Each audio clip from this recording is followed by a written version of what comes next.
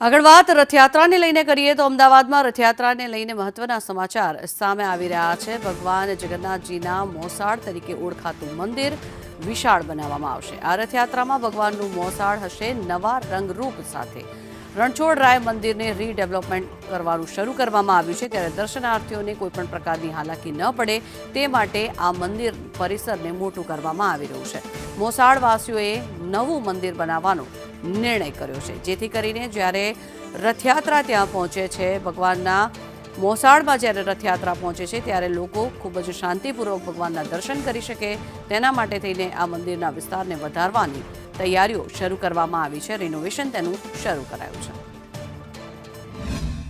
વખતની રથયાત્રામાં જગન્નાથ મંદિરના વિશેષ કોરિડોરની ભેટ તો દર્શનાર્થીઓ માટે મળવાની છે, સાથે જ ભગવાનનું જે મોસાળ કહેવામાં આવે છે સરસપુર, ત્યાં પણ મંદિરના રીડેવલપમેન્ટની કામગીરી છે તે શરૂ કરવામાં આવી રહી છે। આ વર્ષે આ મંદિર મોટું થવા જઈ રહ્યું છે, જેના કારણે દર્શનાર્થીઓને કોઈપણ પ્રકારની હાલાકીનો સામનો ન કરવો પડે। મહત્વનું છે કે આ દર વખતે દર્શનાર્થીઓની ભારે ભીડ અને ધસારો હોય છે, ત્યારે દર્શનાર્થીઓને દર્શન માટે પણ હાલાકીનો સામનો રથયાત્રામાં કરવો પડતો હોય છે। રથયાત્રાની તડામાર તૈયારીઓ મંદિરમાં અને મોસાળમાં એટલે કે સરસપુરમાં કરવામાં આવી રહી છે, ત્યારે રીડેવલપમેન્ટની કામગીરી પણ સરસપુર ખાતે હાથ ધરવામાં આવી છે।